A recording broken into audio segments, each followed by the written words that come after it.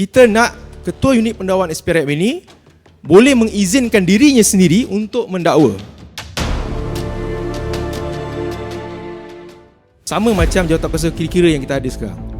Jadi bila kita ada satu jawatankuasa bebas yang dianggotai oleh MP-MP kerajaan dan pembangkang, secara tak langsung SPRM ini menjawab kepada Parlimen dan seterusnya kepada rakyat.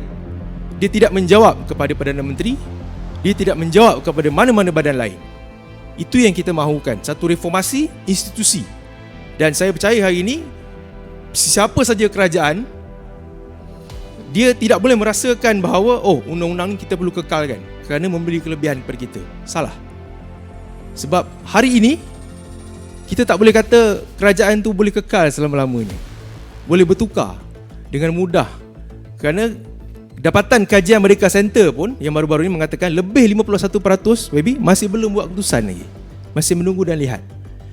Jadi boleh berlaku pertukaran kerajaan.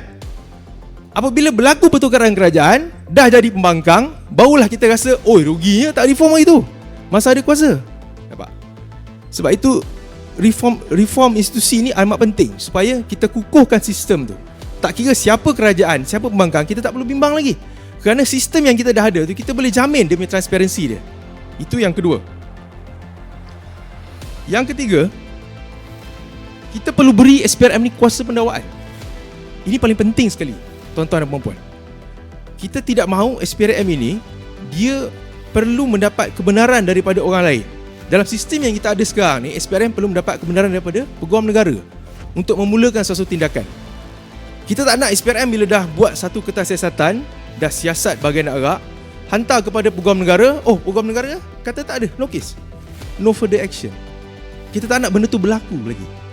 Jadi sebab itulah amat penting untuk kita beri kuasa kebebasan kepada SPRM, khususnya Ketua Unit Pendakwaan SPRM. Yang sekarang ni Ketua Unit Pendakwaan SPRM ni menjawab kepada Peguam Negara. Kita tak mahu benda tu lagi. Kita nak Ketua Unit Pendakwaan SPRM ini boleh mengizinkan dirinya sendiri untuk mendakwa. Jadi bila adanya begitu, tidak ada lagi satu badan yang lain yang dikatakan atas daripada SPRM yang kita ada sekarang ni. Dan yang keempat, yang terakhir, kita perlu perkenalkan subjek integriti di peringkat sekolah. Apa yang kita ada sekarang ni, kita terapkan modal insan, nilai-nilai moral ke dalam anak-anak kita di sekolah melalui subjek pendidikan Islam dan pendidikan moral. Pada pendapat kami itu tidak cukup. Perlu ada satu subjek khusus yang dinamakan subjek integriti, yang mana kita didik anak-anak ni daripada kecil supaya dia benci rasuah. Dia tahu apa itu integriti. Dan jadikan SPRM ini sebagai satu kerjaya supaya anak-anak ni daripada kecil dia tahu apa kerja SPRM ni sebenarnya. Jadi bila dia dah besar, dia familiar dengan apa itu rasuah, apa itu integriti. Saya pada masa belajar di Fakulti Undang-Undang UiTM, kita punya kajian kita adalah untuk, masa tu MACC baru ditubuhkan. Dan kajian kita adalah terarah kepada adakah SPRM ini sama saja seperti BPR ataupun berbeza.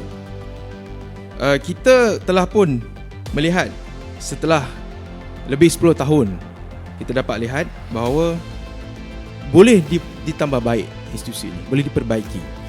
Dengan apa? Yang pertama saya gariskan, latihan Ketua Pesuruhjaya SPRM ini mestilah dibuat melalui Parlimen, di mana dia melalui satu proses undian dan diundi oleh ahli Parlimen kerajaan dan juga pembangkang. Kemudian yang kedua, SPRM ini perlulah menjawab kepada jawatankuasa khas, bebas, integriti, semak dan imbang Parlimen yang dianggotai oleh MP-MP daripada kerajaan dan juga pembangkang.